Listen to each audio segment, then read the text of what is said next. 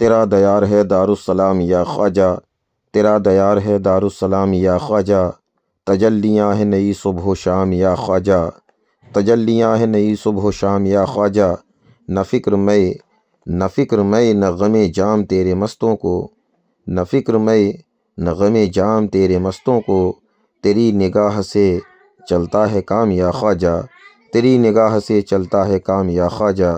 عزیزان ملت اسلامیہ، سرکار غریب نواز کی شان و عظمت وہ ہے کہ سرکار غریب نواز رضی اللہ تعالیٰ عنہ فرماتے ہیں کہ میں اپنے پیر و مرشد حضرت خواجہ عثمان ہارونی رضی اللہ تعالیٰ عنہ کے ساتھ حج کرنے کے لیے خانہ کعبہ شریف پہنچا۔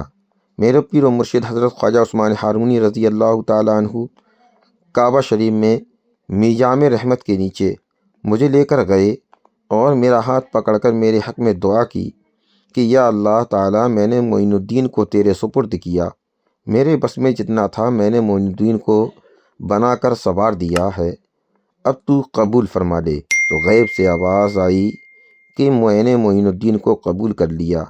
پیر و مرشد حضرت خواجہ عثمان ہارونی رضی اللہ تعالیٰ عنہ اس آواز کو سن کر بہت خوش ہوئے اور بارگاہ الہی میں سجدہ شکر ادا کیا۔ عزیزان ملت اسلامیہ، سرکار غریب نواز کی شان و عظمت بہت بلند ہے، غریب نواز کا مرتبہ بہت بلند ہے۔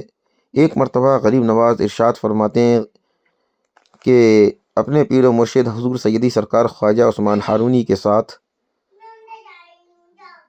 رخصت ہوئے تو بہت سے ملکوں اور شہروں میں تشریف لے گئے اور وہاں کے مردان حق اور اولیاء کرام سے ملاقات ہوئی اور فیض حاصل کیا۔ دوران سفر جہاں بھی جاتے پیر و مرشد کی ہدایت کے مطابق خود کو عام لوگوں سے الگ رکھتے۔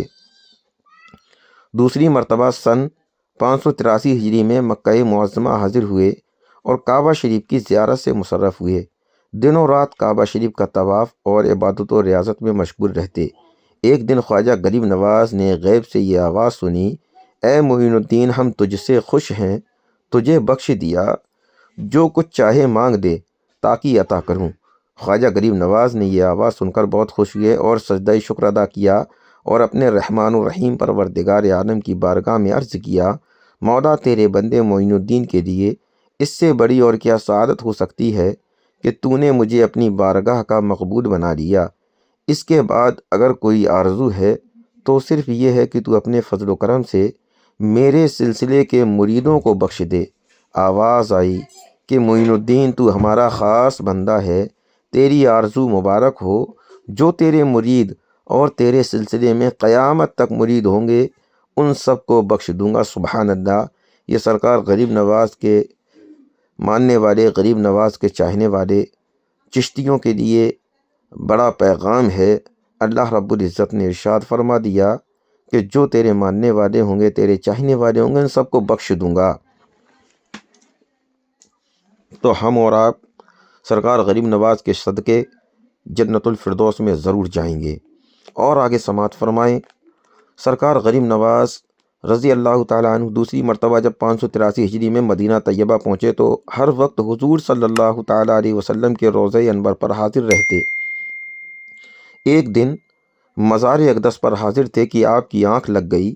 بس کیا تھا، سبحان اللہ، خواب میں حضور صلی اللہ تعالیٰ علیہ وسلم تشریف لائے اور ارشاد فرمایا، اے معین الدین، تم میرے دین کے معین ہو، میں نے تم کو ہندوستان کی ولایت عطا کی۔ ہندوستان میں کفر و شرک پھیلی ہوئی ہے، تم اجمیر جاؤ، تمہارے وجود کی برکت سے کفر و شرک اور باطل کا اندھیرا دور ہوگا اور اسلام کی صبح کا اجالا پھیل جائے گا۔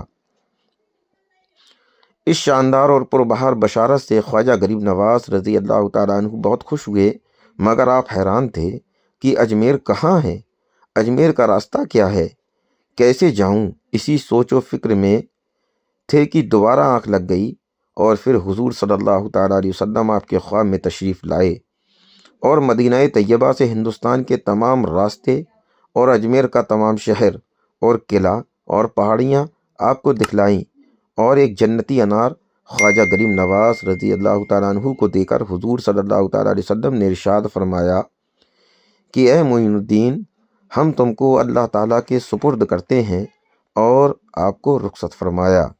حضور صلی اللہ تعالیٰ علیہ وسلم کے فرمان کے سبب عطائی رسول ہندوستان کے بادشاہ میرے خواجہ آپ کے خواجہ پیارے خواجہ غریب نواز رضی اللہ تعالیٰ عنہ خواب سے بیدار ہو کر 40 اولیاء اکرام کے ساتھ ہندوستان کے لیے روانہ ہو گئے۔ جب غریب نواز ہندوستان میں تشریف لائے تو آپ نے واقعہ سنے ہیں۔ ایک شاعر نے کیا خوب کہا ہے، واللہ وہ سن لیں گے فریاد کو پہنچیں گے، واللہ وہ سن لیں گے فریاد کو پہنچیں گے، اتنا بھی تو ہو کوئی جو آہ کرے دل سے۔ سبحان اللہ۔ غریب نواز کی شان و عظمت، غریب نواز کا مرتبہ، غریب نواز کی بلندی آپ حضرات بخوبی جانتے ہیں کہ غریب نواز کی شان کیا ہے۔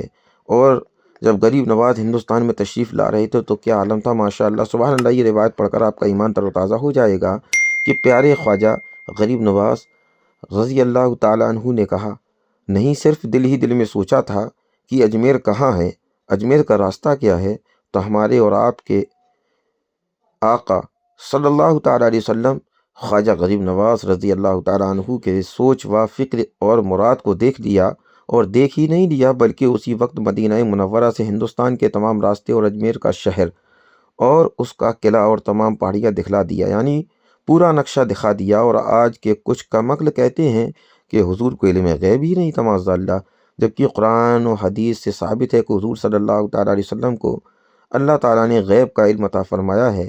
اعلیٰ حضرت امام احمد رضا خواہ فضل بریلوی علیہ رحمۃ و رضوان ارشاد فرماتے ہیں کہ واللہ وہ سن لیں گے فریاد کو پہنچیں گے، اتنا بھی تو ہو کوئی جو آہ کرے دل سے۔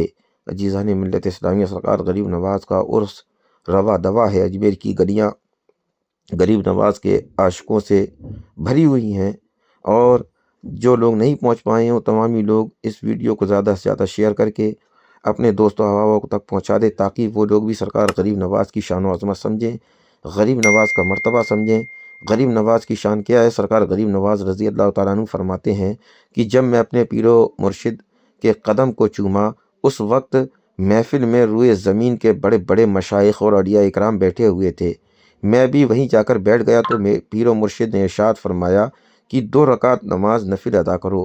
میں نے ادا کر دی۔ پھر پیر و مرشد نے فرمایا قبلہ رو بیٹھ جاؤ، میں بیٹھ گیا۔ پھر پیر و مرشد کا حکم ہوا سورہ بقرہ کی تلاوت کرو، میں نے کی۔ پھر پیر و مرشد کا فرمان ہوا کہ 21 مرتبہ درود شریف پڑھو، میں نے پڑھا۔ کچھ کتابوں میں 60 مرتبہ سبحان اللہ بھی ذکر ہے۔ پھر پیر و مرشد کھڑے ہو گئے اور میرا ہاتھ پکڑ کر آسمان کی طرف منہ کیا اور فرمایا آ تجھے خدا تک پہنچا دوں۔ اس کے بعد کینچی لے کر میرے سر پر چلائی، پھر مجھے ایک چوغا پہنایا اور کلاه میرے سر پر رکھی اور فرمایا کہ 1000 بار سورہ اخلاص پڑھو، میں نے پڑھی۔